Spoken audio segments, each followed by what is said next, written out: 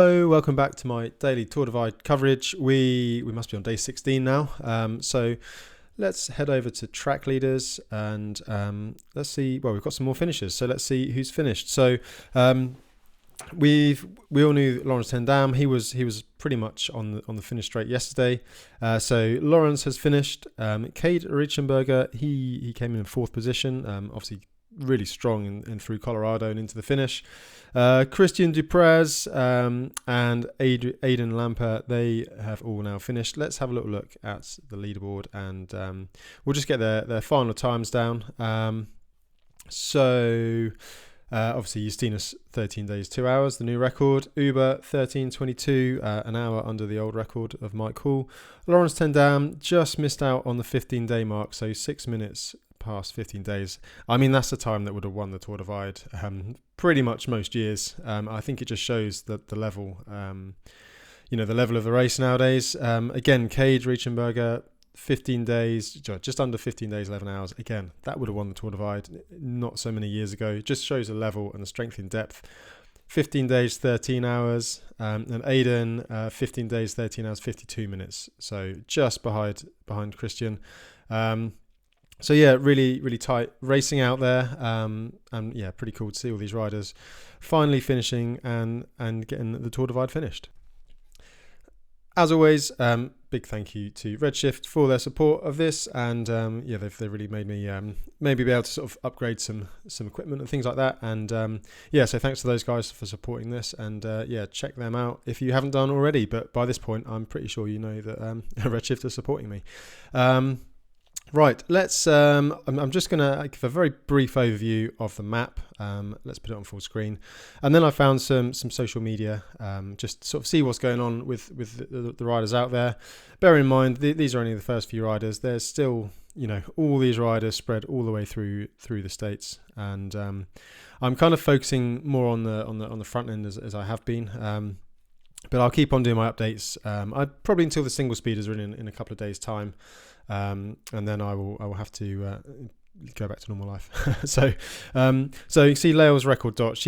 I think she was 15 days, 11 hours. Our women's leader, Megan Hakkinen, she's done an amazing ride for a rookie on the Tour Divide. She looks like she's going to miss Lael's record. Her and Thomas Fabian looks like they're pretty much together now, and they are, where are they? They're on the final off-road section before they hit that highway into Hachita, so probably 3 or 4 hours before they finish. Ian Dewsum, he's approaching the highway, he's on the off-road section from Silver City. And then we've got a few more riders. So Leven Schroyen, looks like having a night in Silver City before the final push tomorrow. And Anna Jager, second in the women's field, and looks like she's going to finish second on this Tour Divide. She's just 25 miles away from Silver City, and so looks like she's very safe in that second position at the moment. So let's have a little look at some of the social media that's coming out now that the riders have finished. I'm going to start with Orrick, and I found this video. I think Justinus must have taken it, but he put it up on his Instagram yesterday. So let's watch this. It's just quite funny. This is kind of the state you find Tour Divide racers at the finish line. Just bear in mind, by this stage, standards have dropped.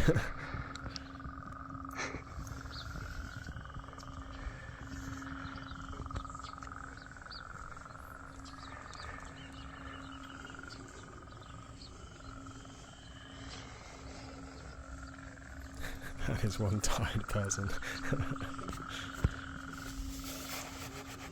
Are you alive, my friend? Uber? Uber?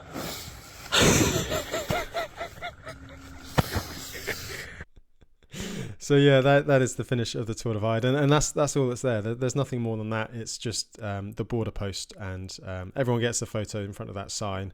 And there's a guy called Jeff Sharp. He lives near Hachita. He does a really good job of collecting riders and taking them back to his ranch and feeding them up and helping them with their onward journey. But yeah, if you finish in the middle of the night, the chances are you're probably just going to be waiting for a few hours there. So by that point you'll sleep anywhere, so you don't really care.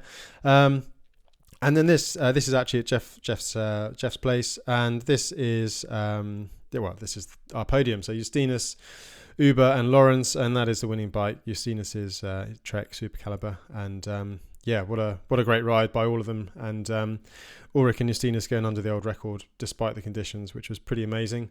That was the podium, and then Lawrence came in third.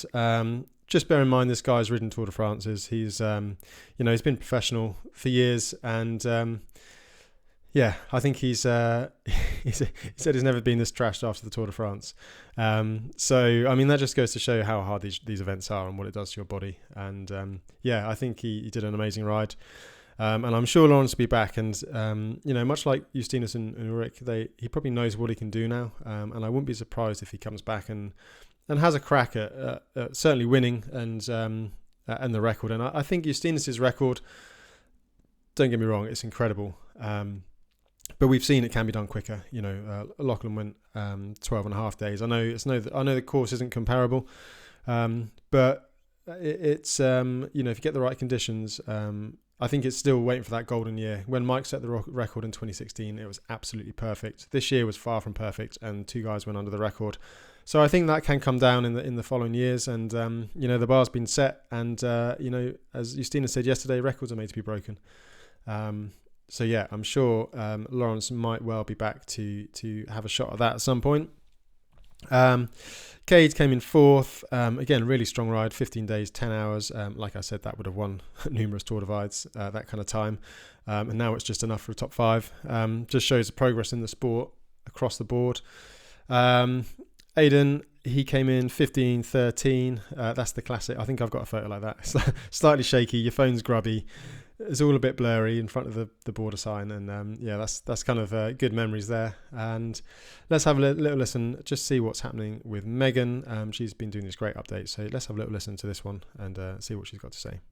Ride update, day 15. I'm in the McDonald's in Silver City, shoveling food into my face. I have a milkshake, a Big Mac, Coke, fries.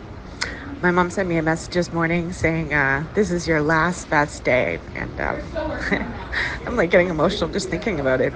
It's been great so far. I'm looking forward to getting to the finish. There's still a lot of terrain ahead of me. I don't think I'll come in before midnight, but hopefully I'll have a sub 16-day finish. But anything could happen. I could get lost. I could end up in Mexico. So I'm going to see how it goes. The Gila Forest section was awesome. Really, really fun. Beautiful. Great climbs. My tush is a little sore, but the rest of my body seems to be functioning. And see you in Antelope Wells. So that was Megan just resupplying in McDonald's in Silver City. I've been there myself. And you can get quite emotional at this stage. I just remember crying for about an hour in the Gila for no real reason. You're so tired and so broken by this stage that it's sometimes hard to kind of keep your emotions in. Obviously Megan's feeling that as well. She's doing great and been an amazing ride, and she should be done in the next few hours. And then finally, let's just see what our single speeders are up to. Always good for some entertainment. So Alex looks like he's found Mateo Paez, and this is what's been happening in Mexico. Not good. Not good. So you just know what's going to happen, don't you? Dark. Not good. So looks like it's just big heavy storms and showers. Doesn't look like the mud's getting too bad at the moment. I think the worst of those storms seem to have passed by. I think our lead riders really got it hard. That is